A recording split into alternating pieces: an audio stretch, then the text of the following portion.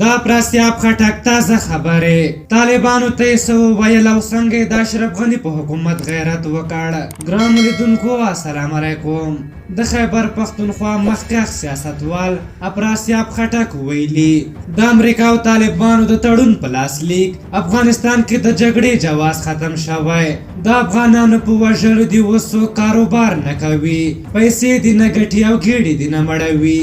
د خټک په خبره په یمن کې جګړه ودرېده نو په افغانستان کې ولې نشي درېدی؟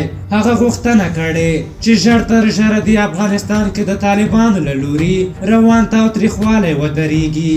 دغه راز د پښتونخوا دغه مشهور ملتپال سیاستوال وایي چې که وسلوال طالبان افغان حکومت ته د کابل اداره وایي پر ځان دې په پاکستان کې میشت طالبان نوم کېږدي. افراسیاب خټک دغه راز له طالبانو سره د امریکا د سولې تړون نیمګړی او ګونګ وباله. د ده په وینا امریکا د امنیتي تړون په تطبیق کې هم ناغېړي کړې او پر افغانستان د بهرني تیري په مقابل کې خپل اخیستي مسؤلیتونه نه دي ترسره کړي.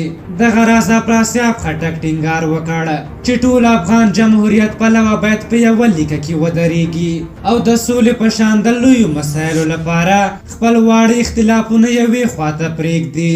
ښاغلي خټک په افغانستان کې د دوه سري حکومت د جوړېدو مخالفت وکړ، خو ویې ویل چې د ټولو سیاسي لوریو په ګډون حکومت جوړول ضرور او ګټور دی. افراسیاب خټک یو له هغه سیاستوالو څخه دی چې تل یې دلته د شته نظام ملاتړ کړی.